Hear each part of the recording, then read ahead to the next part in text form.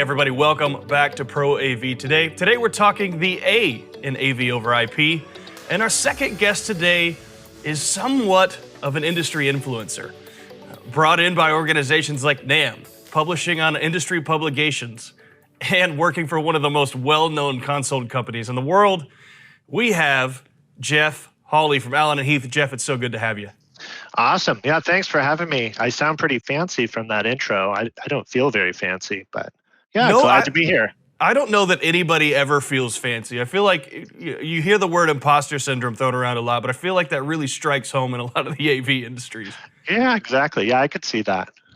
But Jeff, before we really get going today, tell us a little bit about how you got to Allen & Heath and what you're doing now. You guys are doing magnificent things over on that side with digital audio. Just give us some context around how you got there and what you guys are up to these days.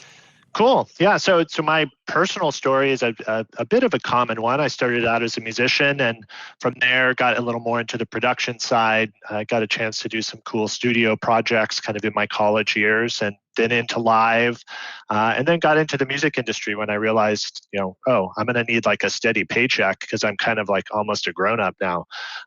So as that happened, and my gigs at the time doing live audio weren't quite steady enough to pull off living and having a family. So I got into the industry side and been there pretty much ever since.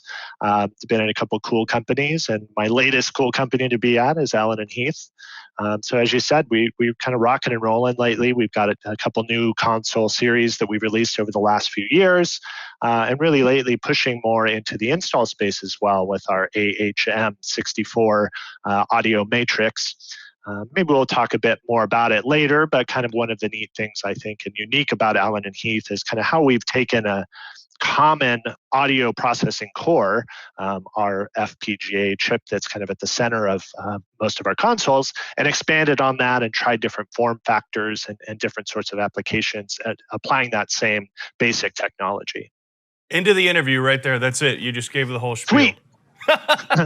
No, but you kind of mentioned really the evolving nature of what you guys are seeing at Allen & Heath from, the old school analog consoles that most of us probably, cut our teeth with, the four channel XLR mixers, all the way up to now we're talking digital audio workflows. Everything is compatible with AV over IP, Dante, NDI. Can you give me some quick context? I mean, real quickly, AV over IP isn't really new in the audio world, but it seems to have kind of reared its head back up with the innovation of really meaningful video distribution. Could you talk a little bit about how audio has maybe been ahead of that curve on the network audio distribution side? Yeah, absolutely. I think, as you said, the dream of audio over IP has been around for quite a while, and there was some early swings at it, and largely proprietary swings at it. And even if you look at the video side, some early forays into video over IP with from NewTek and things like NDI now, but started out early just with their own systems talking to their own systems, or something like in Allen & Heath. Over the years, we've had various protocols to get from one point to another, whether it's ACE and Giga ACE and DSnake and S-Link, and even within our own family, we've had a handful of protocols and things evolving. I think really the big move forward came when you've got stuff like Dante into the mix, obviously with NDI and all that it can do, and these sort of flavors of almost like, I don't know, I think of them a bit like Switzerland. It's like they really don't pick a side. They're just going to go right down the middle. And as long as you can get from wherever you're at into this sort of network, the magic really starts to happen. So I think there's been a few moves that were really big and really key to that shift over the years. And one of them we're really seeing, I think, is while the proprietary protocols exist and there's a reason for them to continue to exist, it's almost table stakes now that if you've got an audio or video product in the modern marketplace, it has to have some way to get to these, home base, Switzerland, whatever, however you want to refer to these core audio and video IP protocols. Jeff, you bring up a really good point, and it's one that not a lot of people really are talking about really in the audio space. I feel like the video space, specifically with the innovation of new tech's NDI video distribution tools, is kind of stealing a lot of the thunder, right? You've got your WebRTCs, your SRTs of the world, and you have these open source tools. But really in the audio world, you're right, it's been proprietary for so long. Why the sudden shift? Well, why the perceived sudden shift with tools like Dante and NDI? Is that because manufacturers aren't monetizing their proprietary software? Or are they really, on the other hand, looking to have people build on top of their platforms, almost like an Apple App Store or something like that? Yeah, I think that's an interesting conversation. I think there's a few ways you could look at it. I didn't mention it before, but a key to my background is also the world of analytic philosophy. So I tend to get a bit philosophical about all of this. But I think it's really, to me, more about the open source versus non-open source sort of argument that runs not just in this space, but runs to things like Android versus iOS. Obviously with ask any random person on the street and they probably have a pretty strong opinion about which one is better. And I think at times, and particularly lately, what started to happen is it's not necessarily that there just is an answer that one is better, that open source is always better. That closed proprietary is always better. But I think technology's got to a point where it's kind of like the 2 + 2 = 5. The ability to easily grab an iPhone and over a free NDI app, be able to get that screen wirelessly into video switcher land is like crazy talk. Even just a decade ago, you wouldn't have imagined that. Now it's commonplace and it's a free app on your phone. So I think now that technology's reached that kind of level, that who's right or who's won maybe even is the wrong type of question. I think it's really around who's opening up the most possibilities and the best way to really be creative about how you're putting these systems together. Back to the table stakes point before. You've got to have some way, even if you are fully proprietary, this is how Allen and Heath consoles connect. Well, we also have to have some way to get out to Dante, or some way to get out to Maddie, or some way to get out to Waves, or keep naming all of your platforms and protocols. So I think it continues to evolve. And I think the only thing I'd add to sum all that up is I think sometimes we might get a little too hung up on who's won or who has the most. I think there's a lot of people that are in platforms, protocols that really all work, and that's awesome. That's a great problem to have. Pick one and roll with it, and pretty easy to get in between them even now these days. That's 100% right. And, one of the dictating factors to that decision for, somebody in the audio space is what infrastructure exists and what infrastructure are we looking to build on. Yeah. So that really leads into my next question, right? What does a modern day, we'll say from scratch first. We're not going to talk about legacy conversions quite yet. What does a scratch system build look like these days versus what it used to, right? You've got 64 channels on one cable. Why? Let me rephrase it this way. Why is it better or worse, would you say, to have the accessibility that we have today with tools like Dante and Maddie and NDI? Why does that give us more accessibility versus the legacy way? Yeah, well, I think you kind of answered it there as just a bit of. We'll get to that part later with the conversion. I think the conversion to me is the key. That's the biggest difference. And you'd mentioned before in the old days with our analog 4-channel mixer with XLR, you could actually argue XLR is probably the most popular format out there. That part we know is now standard. That's the cable. I think what's really cool though is now that Cat5, Cat5e, Cat6 cable is very much like today's XLR cable. If you've run it and you've got a quality switch, a couple caveats there, but basically you're good to go. And you can hop on and off of that. Like I said, that single cable can do a lot of magic now and be able to get you from platform to platform as you need. I think that the key difference, back to the exact question you asked, was, what is that difference? I think now it's so much more important to think about that IT, quote unquote, infrastructure first. Whereas before it was, well, I've got a desk. Oh, and cool. And now there's this Dante thing, or now I want to add Waves, effects processing. Add that later. I think now that's really just not a workable approach. If you've got audio and you've got video, you have to figure out network and IT first, period. That's the biggest change. So we're going to dive into conversion, following up naturally with that question. But I'm going to specifically ask in the house of worship market, right? That's one of the it's one of the conversations we have across the world, whether it's retrofitting for, something that was designed for aesthetics and not acoustics, or something that was designed for, video but not audio, or audio or not video. What advice would you give to, say, a mid-sized church media director who's trying to revamp their system because they're stuck on the old stick PA? What are some of the things you would say to that tech director who's really looking to amplify at an affordable cost their existing systems and really their network infrastructure in regards to audio and video delivery? Yeah, I think it kind of back to the last point we hit on. Make sure that there's enough of a focus and that the investment is put in the infrastructure itself, the switches, that core set of components that you're going to be tapping into, that's not a throwaway. That's not a secondary, oh yeah, and we're going to have to get some switches. I would argue that has to come first, and find a professional. Yes, there are consumer accessible, easy ways, as we've talked about. Oh, you just plug in the cable and configure it. Sometimes it is that easy. But for a tech director at a church, and particularly as you're thinking out into the future, find a consultant, someone who's really well-versed in the house of worship space, and make sure they're helping you develop that core infrastructure in a way that it stands its best chance, at least, to be fully, still relevant and cool and malleable 5-10 years down the road. I don't know that we can ask for too much more than 10 years at the current pace. Maybe so, but that might be a stretch. But at least 5 to 10 years, what are we going to need that's going to last? Make sure you're consulting a professional for what that may be.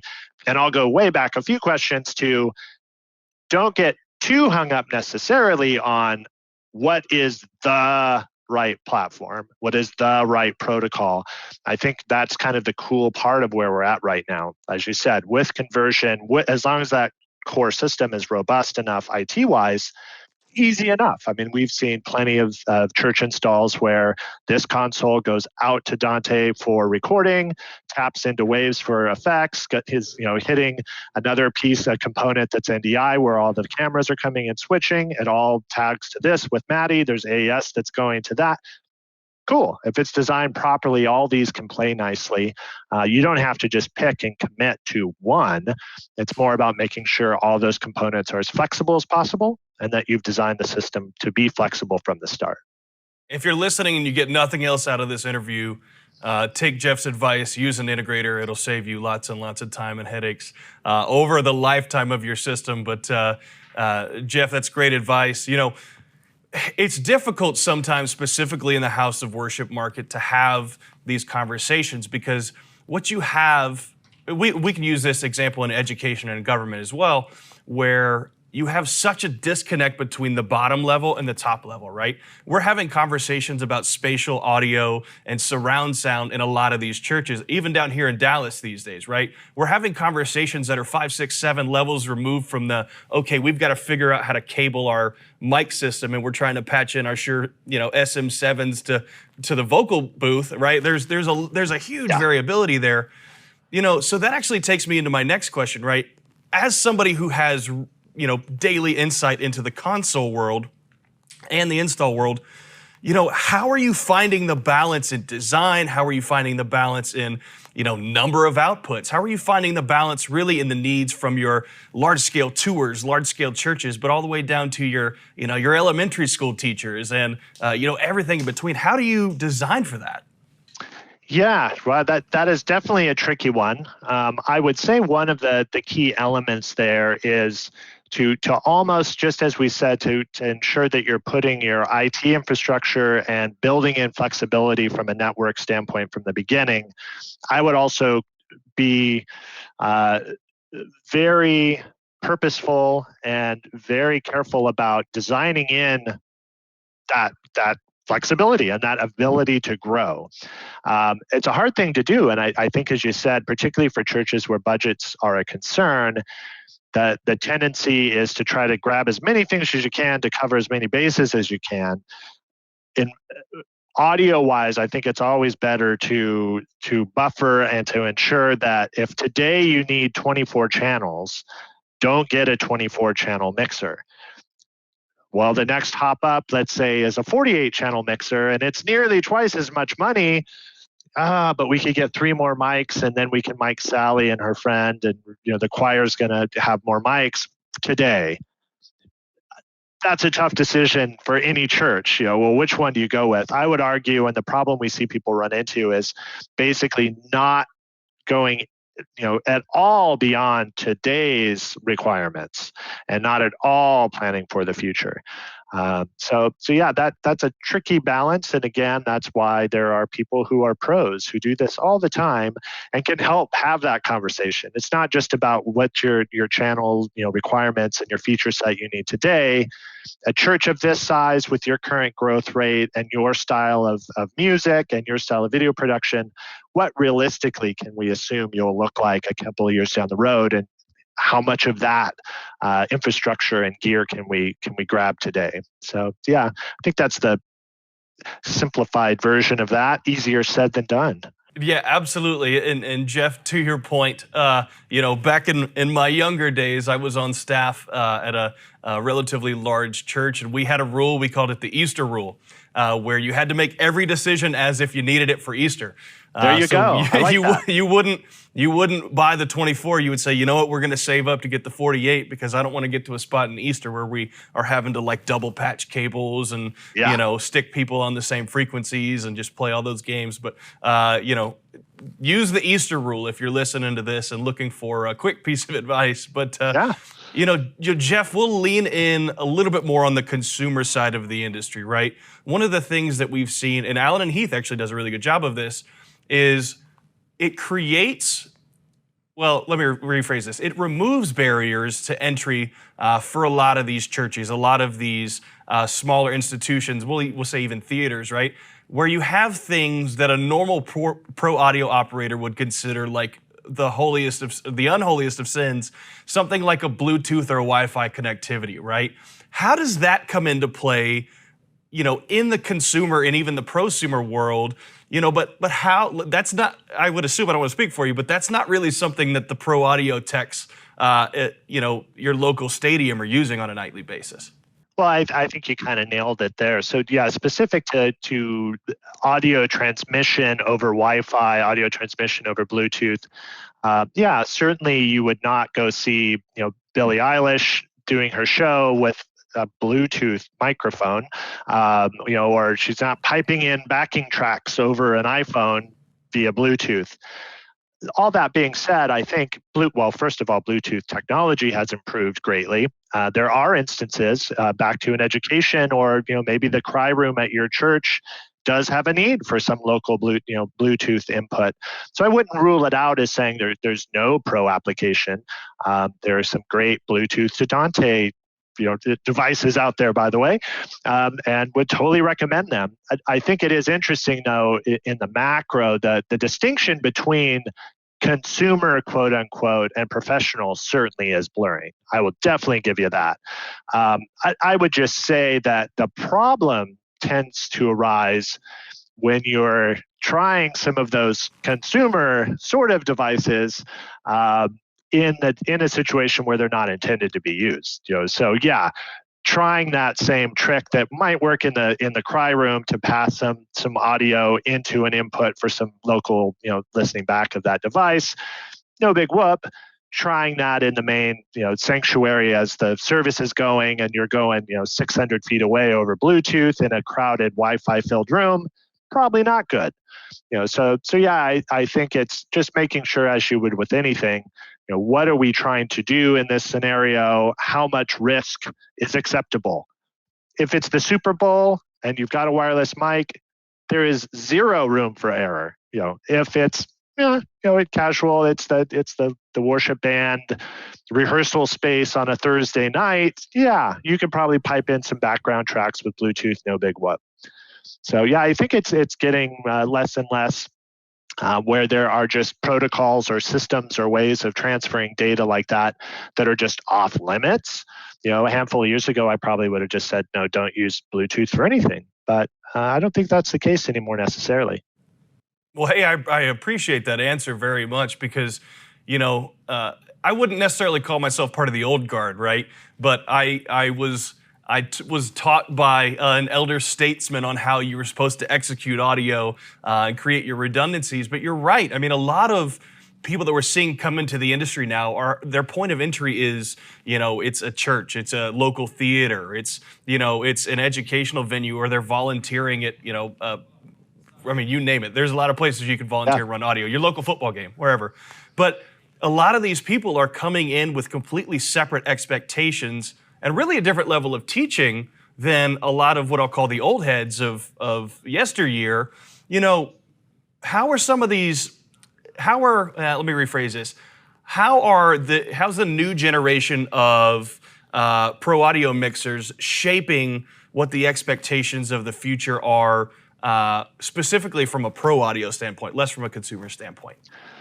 Yeah, that's a really interesting question, and certainly some cool trends going on right now. I'm obviously a bit biased of how the trends are showing up to me, but to that point, I mean, there is a wonderful bunch of young, up and coming, and some famous and well established engineers who just happen to be slightly younger, that have, quite frankly, surprised us with the form factor and just how compact of a console these operators are comfortable using. For instance, we have our D Live is our flagship kind of touring live sound console. We kept making it a little smaller. There's a little more compact version for when you're out on the road touring, and we released what is called the C1500. We now have a titanium one, CTI 1500, that's even lighter, and it's literally 19 inches wide. It's just got a handful of faders, small-ish single screen. And I mentioned Billie Eilish before. Well, yeah, front of house for Billie Eilish is on a console that's barely wider than my laptop.